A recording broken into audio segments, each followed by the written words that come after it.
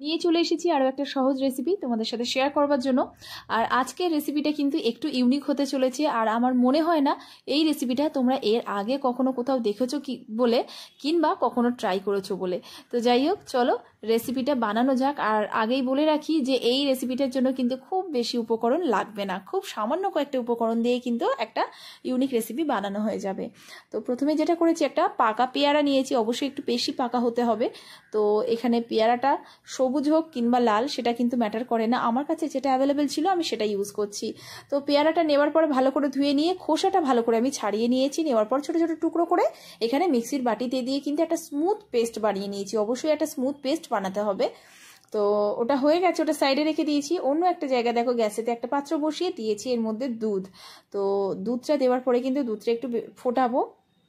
দুধটা একটু মানে দুধে ফুটতে শুরু করেছি, এর মধ্যে আমি দিয়ে দেবো স্বাদ মতো চিনি। চিনির পরিমাণটা একটু কম রেখেছি, কারণ আমরা খুব বেশি মিষ্টি খাই না। তো যে যেরকম মিষ্টি খাবে সেই হিসেবে এখানে চিনির পরিমাণটা বাড়াতে বা কমাতে পারো। আর তার সাথে দিয়ে দিচ্ছি অল্প একটু নুন, খুব সামান্য 1 চিমটে মতো। আর এদিকে দিয়ে দিচ্ছি একটু এলাচ গুঁড়ো। সব কিছু দেওয়ার পর ভালো করে আরও একবার আমি মিশিয়ে নিয়েছি মিডিয়াম ফ্লেমে দিয়ে। তারপর দেখো এই যে পেয়ারার পেস্টটা আমি বানিয়েছিলাম সেটা কিন্তু পুরোটাই এটার মধ্যে আমি দিয়ে দিলাম। দেওয়ার পরে কিন্তু এইভাবে কন্টিনিউয়াসলি এটাকে নাড়াচাড়া করতে হবে।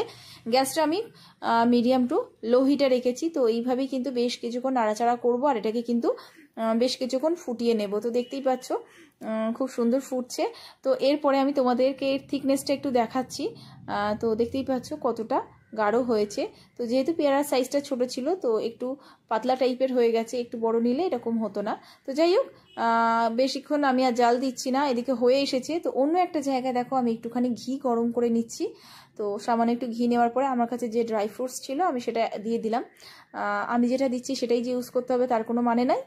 তোমাদের কাছে শুধু কাজু থাকলে কাজু দিতে পারো, কিশমিশ থাকলে কিশমিশ দিতে পারো, কিংবা কাজু কিশমিশ দুটোই দিতে পারো, কিংবা যে কোনো ড্রাই ফ্রুটস দিতে পারো। তো এটা একটুখানি দেখো ভেজে নিয়েছি। নেওয়ার পরে কিন্তু এই ঘি সমেত ড্রাই ফ্রুটসটা এটার মধ্যে আমি দিয়ে দিলাম। তো এবারে জাস্ট এটা মিশিয়ে নিলেই কিন্তু তৈরি হয়ে যাবে পেয়ারার পায়েস। কি ইউনিক না?